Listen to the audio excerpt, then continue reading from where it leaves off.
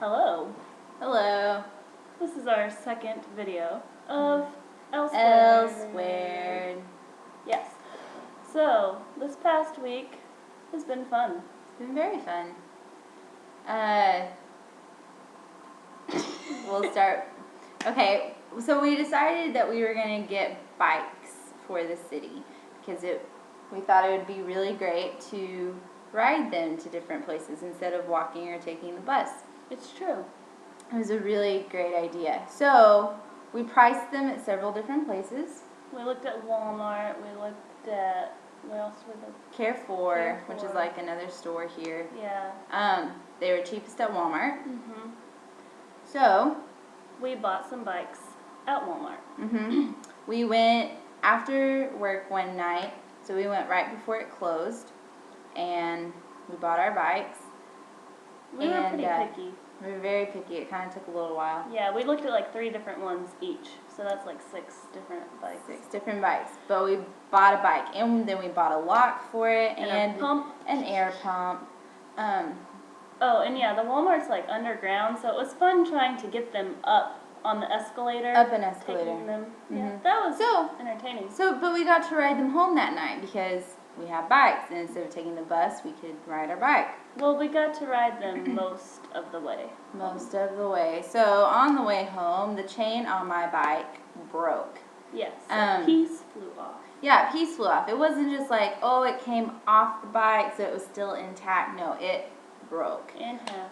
So there's no fixing it. So, but we tried. Leanna over here, Mrs. Fix-It. Yeah, it wasn't working. She was gonna do like a hair tie thing and paper clip, something, just to get it back together at least for a little while. Yeah, it just wasn't working. We had nothing. So, but we were on the side of the street, on the sidewalk, helpless. Trying to fix them. Helpless American females. And this man walks up to us and offers, he pulls out this business card of a bike shop. Yeah. And tries to point us in the direction, and we're like, we don't understand what you're saying. We have no idea. And he wasn't speaking English. No English. So finally he was like, walk that way, 10 minutes. And I was like, okay. So we walked that way for 10 minutes. Yes, and then he turned us onto this side street where there was hardly anyone there. No one. So we're starting to get a little concerned. Concerned is a good word. He pulls out his phone and starts calling someone. We don't know what's going on. So I decided to call my friend Claire, who is Chinese. We talked about her before. Yes, we have. Call Claire and I tell her, hey, here's the situation. Here's this man. Can you please talk to this man, see what's going on here, where he's taking us? So she gets on the phone with him, and then she talks to Lindsay and says... She gets back on the phone with me after talking to him for a little bit, and on the phone, she's like, Lindsay, he is Japanese. He does not speak Chinese. So she couldn't help. So she can help him help us. How are we supposed to know that he's speaking Japanese, not Chinese? We had no idea. So this guy speaks Japanese. We speak English, and then Claire's speaking Chinese, and...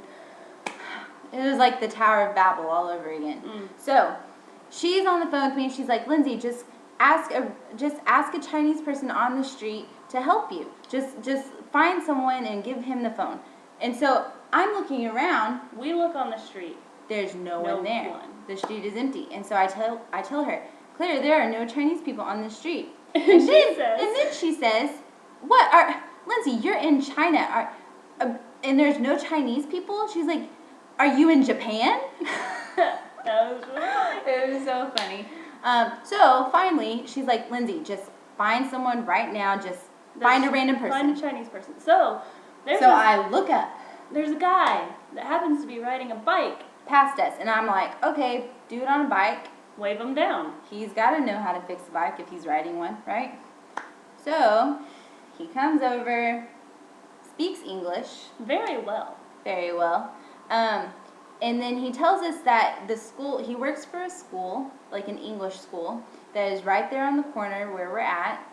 And he offers to lock our bikes up in the building for the night. So we don't have to walk them home. Very kind, because we were about 1.5 miles away from home. His name's Charlie. Very cool dude. Yeah, so he locked our bikes up for the night. And so we can get them in the morning and then take them to the bike shop, which was very close to where we were. So that was very kind of him. Yeah, so we went to bed, woke up the next morning. Oh, wait. How did we get home that night, Leanna? How did we get home that night? Well, we were walking, and we were thinking about taking a taxi or something, and I was like, hey, Lindsay, we should take a motorcycle taxi. Yeah.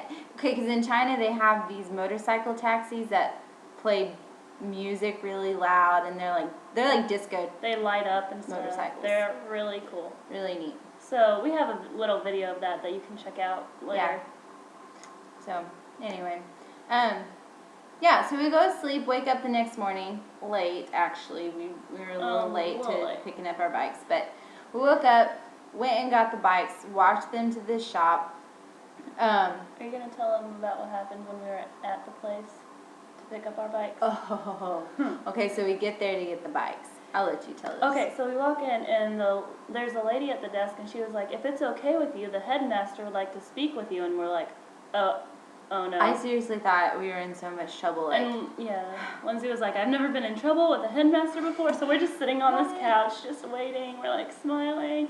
And turns out he comes and offers us a job. Yeah, he wanted us to teach English to middle schoolers at a government school. But we're like, no, we're too busy. We can't do it. So, but he gave us his number and his name. So if we, just happen to need extra job and money and stuff, we know where to go. Yep. So. Okay, so we leave and then take it to this bike shop. The guy's already working on some bikes in front of the shop, but we come up, I show him my chain, broke, okay. And he drops what he's doing and starts fixing my bike. And all of these other guys are there. They're all talking about my bike, and he finishes it and doesn't even charge us. He's like, oh, no, it's fine. He was so nice. It was very kind of them. So if you happen to be in China and you're watching this, it was the Giant bike store. On Honghe-lu, in Dalian, China. Yeah, so they are super nice and very good. So. And they have really nice bikes in their shop, too. Yeah, they do. And cool outfits. Yes. Yeah. So. Anyway, so it got all fixed. Yeah, and so then we were trying to figure out where we were going to park our bikes here. We should probably talk about that. Oh, yeah. So we ended up parking our bikes on this old exercise equipment that no one really uses. Right outside our door. Right outside the door. And so, hang on. Well, on the day that it got fixed, our new roommate, Ashley, got in, and she's pretty cool. You would meet her, but she's not here. But if she comes in before we finish the video, you'll get to meet her. And her mom, because her mom's here too. And so they're pretty fun.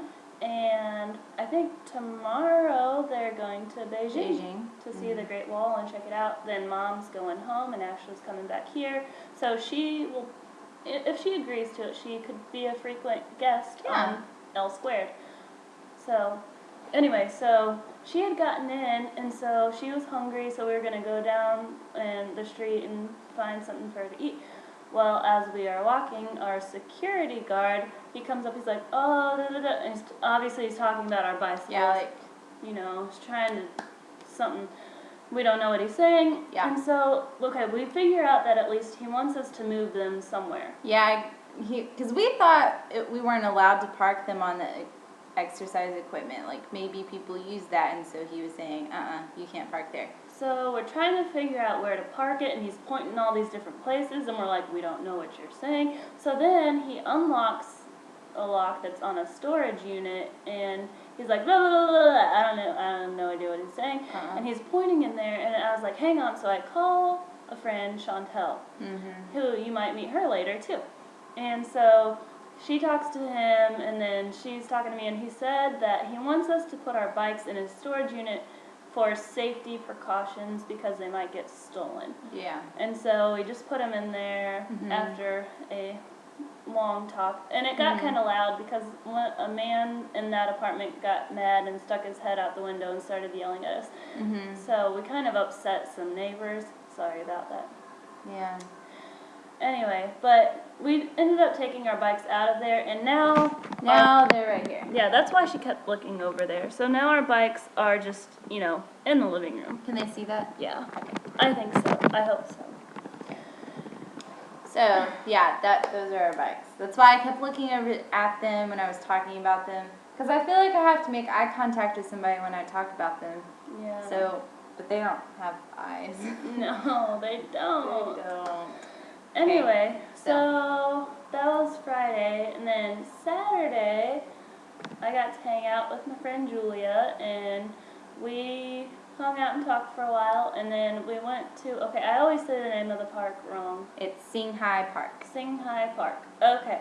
But so, they don't sing at Singhai Park. They dance. And so I will add some videos for you to check out for yourself to see how they dance, because I cannot express with words the kinds of dancing. It's hilarious. Some, like, there's this one that's just really funny, and you will know what I'm talking about. And others are really just cool looking, and hopefully you will enjoy them. Yeah. So.